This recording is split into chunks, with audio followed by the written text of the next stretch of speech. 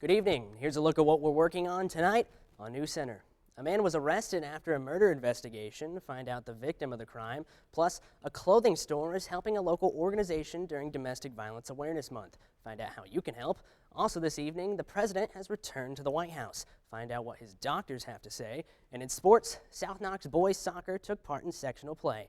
Find out who came out on top. All of this and more is coming up on News Center.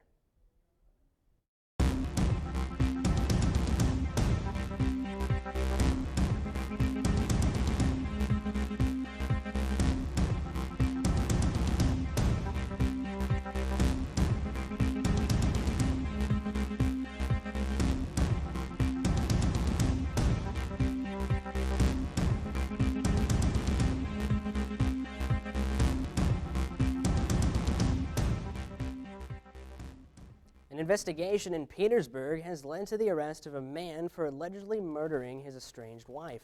Good evening and thanks for joining us for News Center.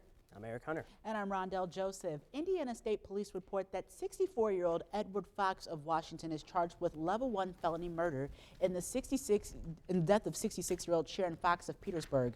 Sharon was found dead in her Petersburg home on July 19th at the bottom of her basement steps. Police have been called by Mr. Fox to check on her welfare. Mr. and Mrs. Fox were going through a divorce, and Mrs. Fox had a protective order against him. An autopsy concluded she had injuries consistent with falling and that she had died 2 days prior before being found by police. After exploring the evidence, detectives believe that Fox had forced his way into Sharon's door and forced her down the stairs, causing her death. Mr. Fox was arrested in Jasper just before 2 o'clock yesterday afternoon without incident. In addition to the murder charge, he is also charged with level 1 and level 4 felony burglary. Early voting has begun today for the fall election. In Knox County, voters have 29 days to cast an early ballot. This past summer, early voting for the delayed primary election took place in tents outside the Knox County Courthouse. Knox County Clerk David Shelton says he doesn't trust Indiana weather enough to have voting outside again. That's why a voting station has been set up across 8th Street from the courthouse. Into the old Sally port of the old jail. So that is basically a large 2-car garage to the right of Community Corrections. We'll be able to have the overhead doors open, wide open during the early voting period, plenty of fresh air, ventilation, social distancing, and it'd almost be like voting outside. Voting will be held from 8 a.m. to 4 p.m. Monday through Friday, and also on Saturday, October 24th and the 31st. The last chance to vote early is Monday, November 2nd from 8 a.m. till noon.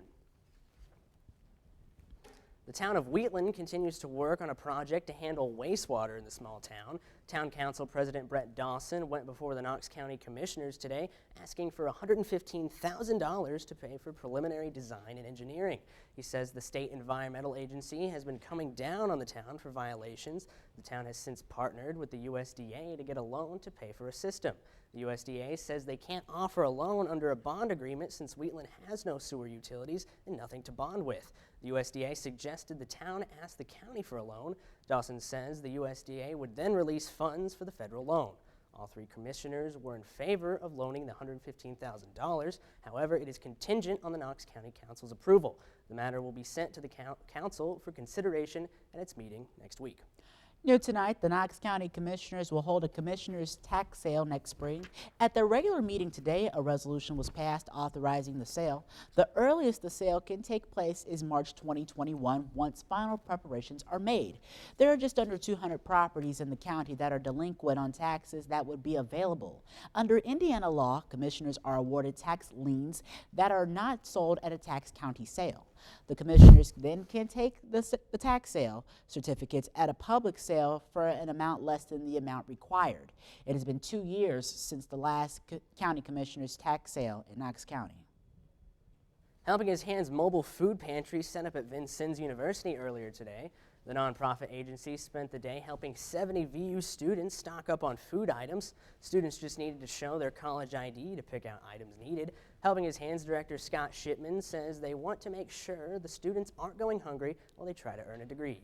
Shipman says the pandemic is still causing strains on households across the country, including college students. Shipman says they will be back on campus next Tuesday to hand out food items once again. Shipman also shared the biggest challenge the agency has undergone while trying to serve the public during the pandemic. Our biggest challenge this year has been the volunteer because we run on volunteers, and with everything going on, we've had to use a skeleton crew. So for example, when we're used to 20 to 30 volunteers at a food give out at our place, we're down to 4 or 5 people helping. Helping His Hands wasn't the only organization to help VU students today. Sandy's Food Pantry also opened up to provide food for students also in need. One local business stepped up to help an organization with an important cause today. Glick's department store held a special fundraiser for Hope's Voice of Knox and Daviess counties. Hope's Voice is dedicated to helping the victims of domestic violence. This month they are working to spread the awareness for the issue. That's because October is Domestic Violence Awareness Month. All day long, the business has donated 10% of its sales to Hope's Voice. In addition to helping a good cause, owners say the fundraiser also serves another purpose. It helps them mark a special milestone. This year marks the store's 123rd anniversary. A Vincennes University alumnus has been named District Trooper of the Year from the Bloomington State Police District. Trooper Caleb Garvin, originally from Bloomfield, has an associate's degree in law enforcement from Vincennes University. He graduated from the Indiana State Police Academy in 2015 and has primarily patrolled Greene County. Officials say that in 2019, he produced almost 40 traffic contacts, made 10 drunk driving arrests, 328 criminal arrests, including 192 felonies. He also investigated 72 criminal cases in this last year. Can I tell you, Rondell, it's been a perfect fall day today. You are right, but will we see the same tomorrow? Inessa Lee will have the answer for you coming up, but first, a look at your local history.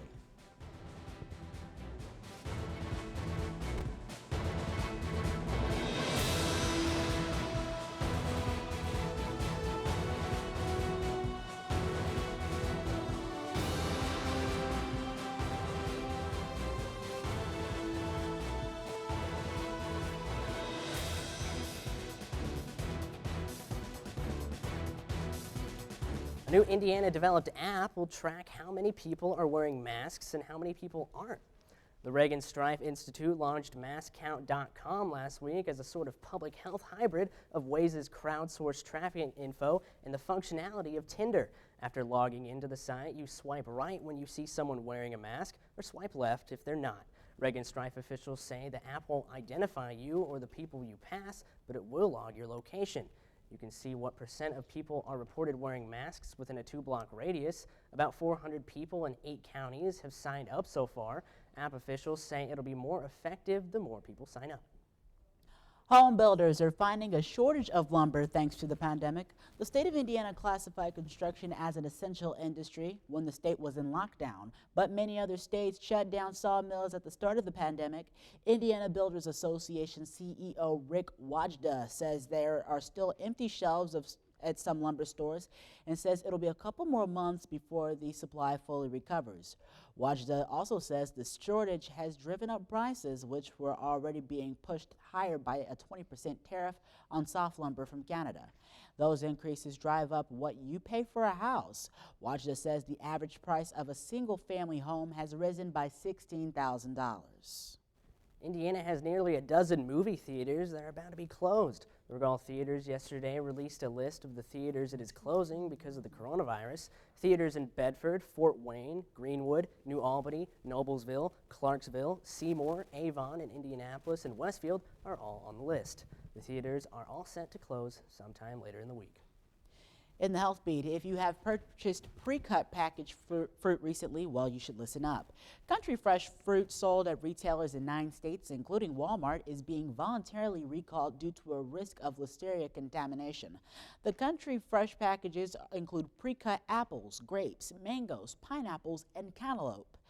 They have best buy dates of October 3rd to 11th.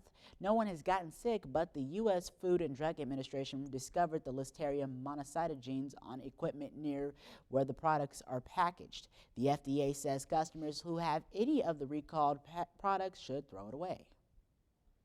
Riley Hospital for Children is using a robot to help bring some spooky fun to children who can't go out for Halloween this year. The Riley robot toured the Children's Museum of Indianapolis's Monster Masquerade, an outdoor Halloween experience for families. The footage recorded by the robot will then be shared with the Riley children. The goal is to help normalize the hospital experience for both patients and families. President Trump made his way back to the White House. Find out what medical experts have to say about that. And a woman made sure she got her vote in for the upcoming election. See what she wore for the occasion. But first, here's a look at your stocks from today.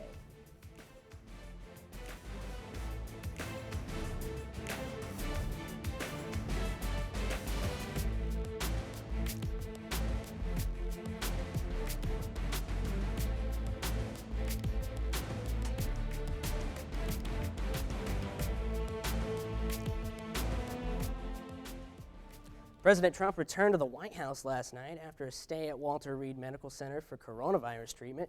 Trump's return was made for a TV moment, a staged homecoming that showed the president declare victory against COVID-19. However, as CNN's Joe Johns reports, doctors and medical experts explain the virus is still running rampant within his body. A reckless return to the White House for President Trump, leaving Walter Reed National Military Medical Center just 72 hours after being admitted for coronavirus treatment. While likely contagious, Trump still removing his mask on the White House balcony to pose for photos in his highly produced homecoming before going inside. As the coronavirus has killed more than 210,000 Americans, the president's move stunning some health experts. It's unexplainable that the President of the United States, who's actively shedding virus in millions of particles, would walk into that building with the enormous number of staff unmasked, shedding virus in the air in that building. It's really hard to understand how no one told him not to do that. Earlier, Trump announcing his planned departure from the hospital in a tweet, writing, "Don't be afraid of COVID. Don't let it dominate your life. I feel better than I did 20 years ago." Despite allowing him to go home, the president's physician says he's still not fully clear of COVID-19. Though he may not entirely be out of the woods yet, the team and I agree that all our evaluations, and most importantly, his clinical status, support the president's safe return home, where he'll be surrounded by world-class medical care 24/7. Trump's medical team, again, refusing to say when he last tested negative for the coronavirus. And according to Dr. Anthony Fauci, it may still be too soon to tell if the disease has run its course. The issue is that he's still early enough in the disease that it's no secret that if you look at the clinical course of people, sometimes when you're 5 to 8 days in, you're going to have a reversal. It's unlikely that it will happen, but they need to be heads up for it.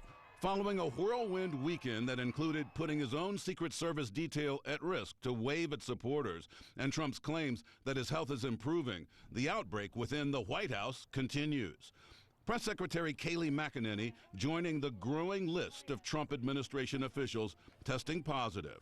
Former Vice President Joe Biden reporting another negative test for the coronavirus and asking Trump to follow safety guidelines and stop downplaying the pandemic. The only thing I heard was one of the tweets saying that, don't be so concerned about all this, essentially.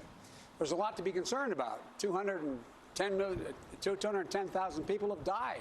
So it's a great concern. I hope no one walks away with the message thinking that it is not a problem.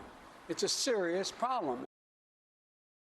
Meanwhile, a federal health official says the White House has turned down offers from the CDC for help with contact tracing for COVID-19.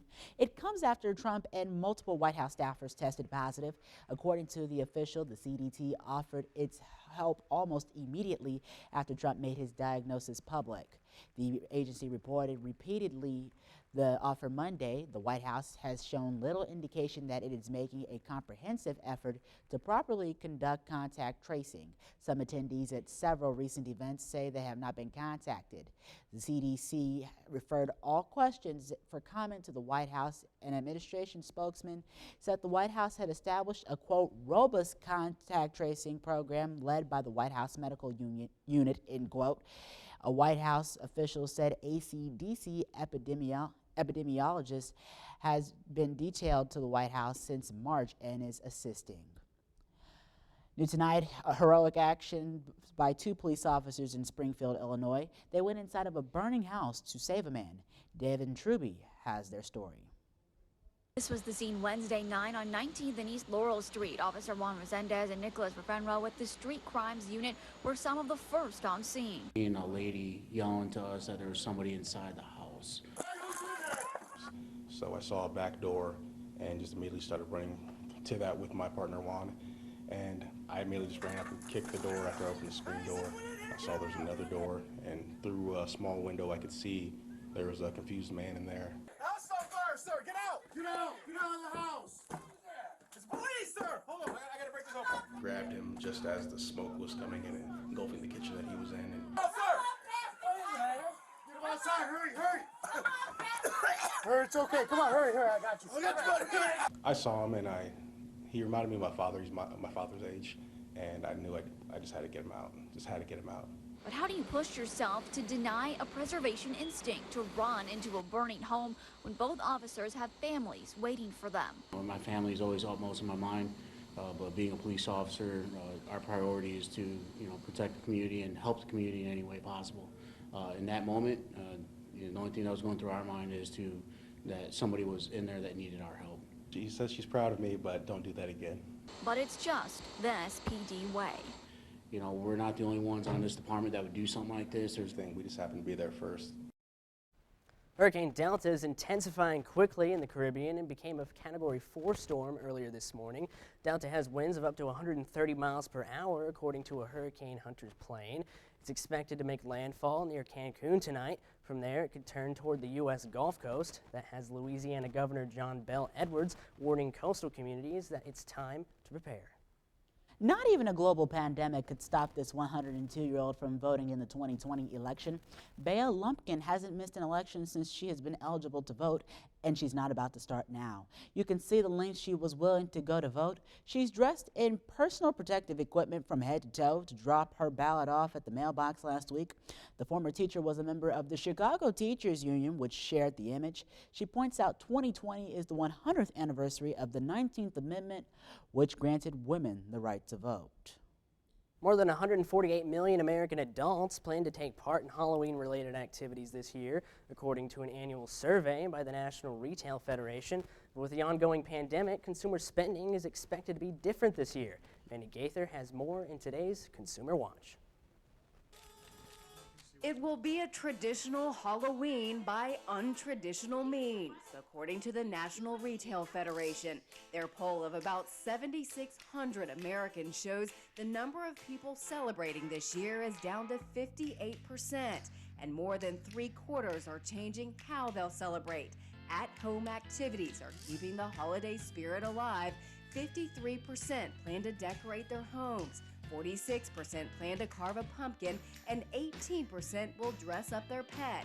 Stores are stocking up to meet demand. While the NRF says fewer are celebrating this year, the ones who aren't shying away from Halloween shopping are expecting to spend $11 more on average for a total of more than $90 on average, spending a little more on home decorations, candy, and greeting cards. All that shopping is expected early. Some have already started. While fewer might be heading to stores, the top shopping destinations remain the same.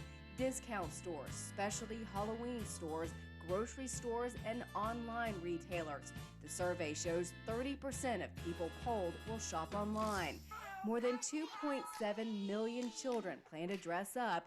2020's top 3 costumes: princess, Spider-Man, and a superhero.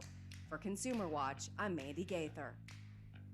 Speaking of Halloween, if we have weather like this on Halloween, like we did today, it may be hard to keep folks from trick-or-treating. No kidding, Rondell. Inessa Lee joins us now with a look at the weather. Inessa?